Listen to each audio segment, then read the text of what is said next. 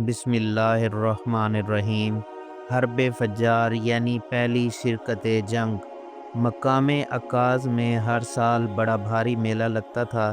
اس میلہ میں مشاعرے منعقد ہوتے تھے، گھوڑ دوڑ ہوتی تھی، پہلوانوں کی کشتیاں اور فنون سپاہ گیری کے دنگل بھی ہوتے تھے۔ عرب کے تمام قبائل جنگجوئی میں حد سے بڑھے ہوئے تھے اور بات بات پر تلواریں کھینچی جاتی تھیں۔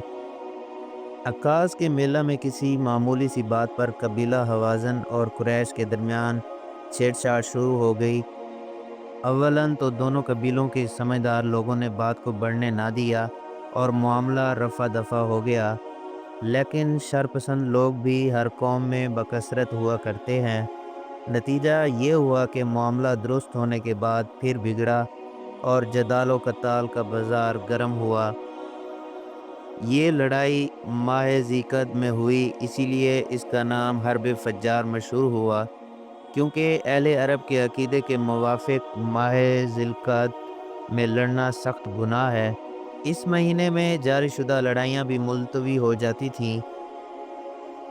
یہ لڑائی چار بڑی بڑی لڑائیوں کا ایک سلسلہ تھی اور ہر پہلی لڑائی دوسری لڑائی سے زیادہ سخت و شدید ہوتی تھی، کیونکہ قبیلہ حوازن کے ساتھ قیس ایلان کے تمام دوسرے قبائل اور قریش کے ساتھ کنانہ کے تمام قبائل بھی شامل تھے، اور یہ لڑائی ترقی کر کے قبائل قیس اور قبائل کنانہ کی لڑائی بن گئی۔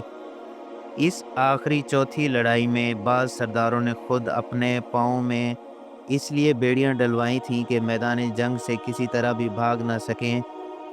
اسی آخری چوتھی لڑائی میں پہلی مرتبہ رسول اللہ صلی اللہ علیہ وآلہ وسلم بھی مسلح ہو کر شریک جنگ ہوئے۔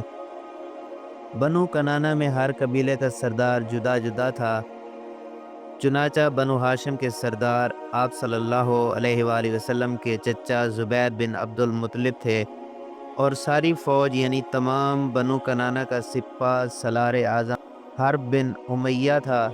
رسول اللہ صلی اللہ علیہ وآلہ وسلم کی عمر اس وقت 15 یا 20 سال کی تھی۔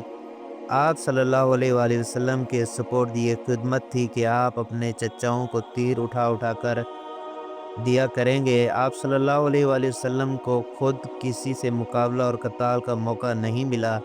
اس لڑائی میں اول تو بنو حوازن غالب نظر آتے تھے، بالآخر بنو کنانہ غالب اور قبائل قیس مغلوب ہونے لگے، پھر صلح پر لڑائی موقوف ہو گئی۔ ابن خلدون کی روایت کے موافق حرب فجار کے وقت آپ صلی اللہ علیہ وآلہ وسلم کی عمر 10 برس کی تھی، مگر صحیح یہ ہے کہ حرب فجار 581 ہجری میں واقع ہوئی اور اس وقت آپ صلی اللہ علیہ وآلہ وسلم کی عمر 15 سال کی تھی۔